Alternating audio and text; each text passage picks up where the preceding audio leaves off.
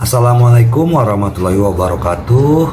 Apa kabar sobat sobter semuanya? Semoga kita semua dalam keadaan sehat jasmani dan rohani, tidak kurangan satu apapun. Oke, sebelum dimulai ceritanya seperti biasa, bantu dulu tekan tombol like dan berkomentar juga ya Tuan dan Anak. Oke, kita lanjutkan saja ceritanya. Jumat, tanggal 8 Maret tahun 2025. Bab 3404, Kunjungan Ye Chen. Bab 9326 sampai dengan bab 9330. Cara Lin Wanqiu memandang Ye Chen seperti ibu mertua pada umumnya yang memandang menantu laki-lakinya. Semakin dia memandang, semakin dia menyukainya. Dulu, saat Ye Changying memikat banyak wanita muda dari keluarga kaya di Beijing, Lin Wanqiu juga merupakan salah satu dari ribuan penggemarnya. Hanya saja kekagumannya terhadap Ye Changying lebih seperti kekaguman seorang penggemar terhadap seorang idola, bukan hubungan asmara. Ketika dia masih muda, dia melihat Ye Changying mendominasi dunia. Dalam 2 tahun terakhir, dia melihat Ye Chen bangkit dengan cepat. Tentu saja, keinginannya untuk menjadikan Ye Chen sebagai menantunya secara resmi menjadi semakin kuat. Namun, dia juga tahu bahwa Ye Chen juga mengalami kesulitan dalam banyak hal selama bertahun-tahun mengembara. Dan dia juga mengerti bahwa dia tidak bisa memaksakan sesuatu. Jadi dia juga berharap agar putrinya dapat melanjutkan garis keturunan Ye Chen terlebih dahulu. Ini bukan hanya agar putrinya dapat memiliki anak untuk keluarga Ye. Tetapi yang lebih penting, dia takut Ye Chen tidak akan dapat memenuhi janjinya selama 3 tahun. Jika dia benar-benar mengingkari janjinya, mengingat karakternya, dia pasti akan bersikap sopan kepada putrinya. Itu berarti putriku akan melewati Ye Chen dalam hidupnya. Dia juga seorang wanita dan orang yang berpengalaman. Dia melihat dengan mata kepalanya sendiri betapa menyakitkannya kehidupan mantan istri Su Soudao, Du Haiqing, karena dia tidak dapat menikahi Ye Changying. Oleh karena itu, dia tidak bisa membiarkan putrinya mengulangi kesalahan Du Haiqing, apapun yang terjadi. Sebenarnya, semua orang tahu bahwa jika Ye Changying memberi Du Haiqing kesempatan dan meminta Du Haiqing memberinya hal paling berharga yang dimiliki seorang wanita, Du Haiqing tidak akan mengalami kehidupan yang sulit selama 20 atau 30 tahun ke depan. Sungguh menyedihkan jika tidak bisa mendapatkan cinta yang Anda inginkan. Sekalipun Anda hanya mengalaminya sesaat, Anda tidak akan merasa begitu sedih. Jika Du Haiqing dapat memiliki anak dengan Ye Changying saat itu, Lin Wanqiu percaya bahwa bahkan jika dia tidak menikah, dia akan jauh lebih bahagia dalam 20 atau 30 tahun ke depan. Jadi, dia mulai berpikir dalam benaknya. Apakah dia harus bersikap jujur pada Ye Chen dan mengatakan idenya secara langsung? Kami di keluarga Gu tidak keberatan putri kami menjadi simpananmu. Kami juga tidak keberatan dia hamil sebelum menikah. Demi kebahagiaan putri kami seumur hidup, kami sangat rendah hati. Kami sangat rendah hati. Apakah kamu masih bisa begitu kejam menolaknya? Setelah ragu-ragu untuk waktu yang lama, Dia akan berbicara ketika kamu tiba-tiba berkata kepada Gu Qiuyi, ngomong-ngomong, Nanan, aku punya kabar baik. Aku bertanya-tanya apakah kamu akan tertarik. Jadilah pemain tamu dari 4 konser ini. Kami berbicara di telepon di pesawat. Saya bersedia, kata Gu Qiuyi dengan gembira. Saya selalu menyukainya. Dia sangat berbakat. Dia menulis sebagian besar lagunya sendiri, yang luar biasa. Saya selalu mendengarkan lagu-lagunya sebelum saya debut.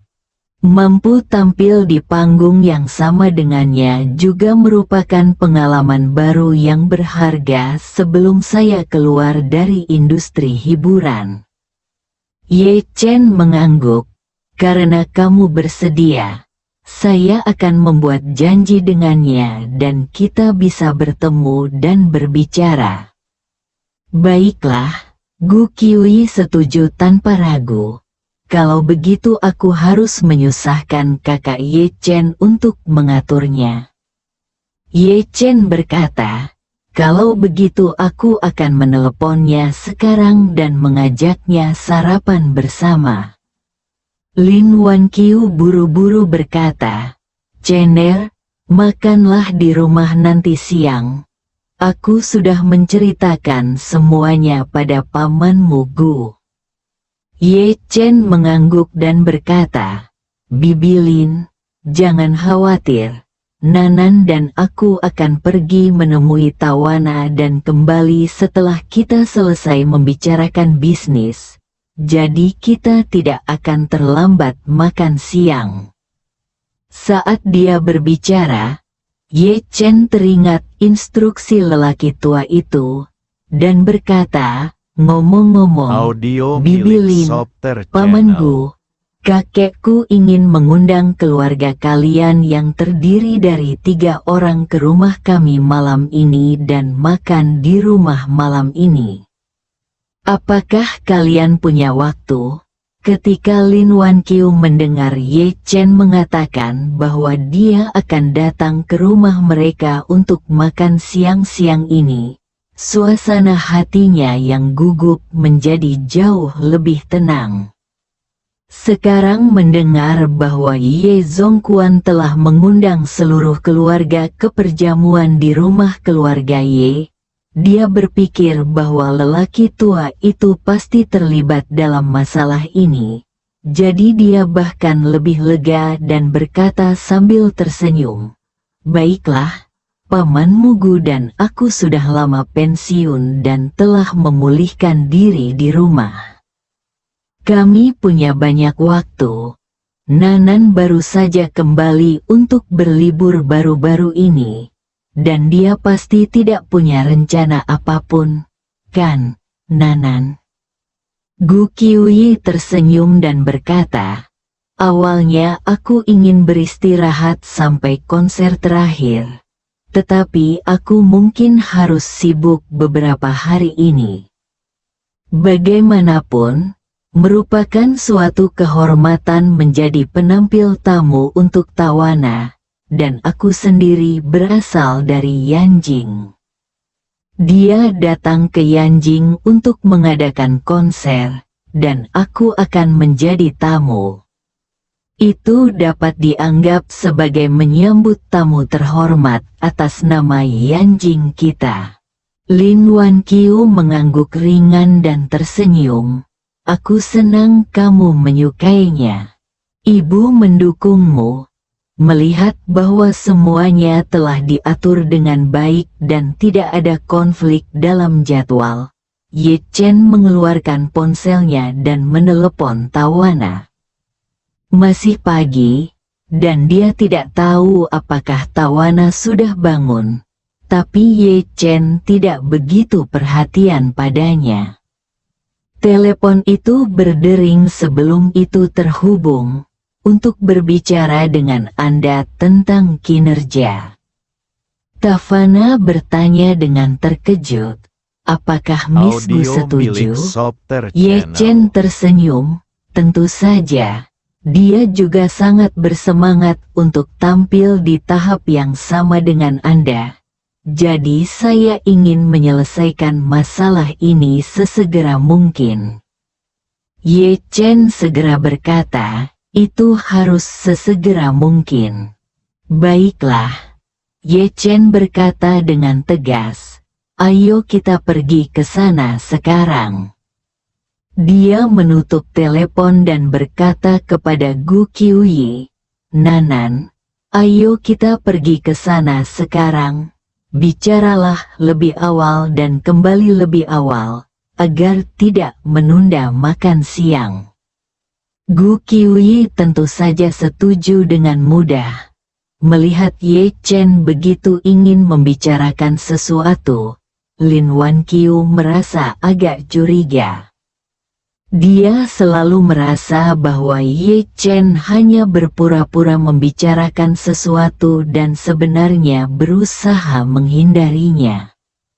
Namun, ketika dia memikirkan tentang makan malam keluarga yang akan diselenggarakan oleh Tuan Ye di malam hari, dia memutuskan untuk tidak bersikap agresif dan berkata, karena kamu memiliki urusan penting untuk dilakukan, Audio pergilah milik dan Sopter lakukanlah Channel. dengan cepat. Paman Gu dan aku akan menunggumu kembali untuk makan siang. Baiklah. Ye Chen dengan cepat setuju dan mengajak Gu Qiuyi keluar.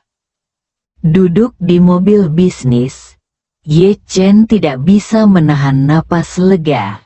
Dia takut Lin Wanqiu atau Gu Yanzong akan mengemukakan masalah ini di hadapannya dan Gu Qiuyi. Jika mereka benar-benar terjebak dalam dilema, situasinya pasti akan sangat memalukan. Saya telah lolos dari bencana untuk saat ini.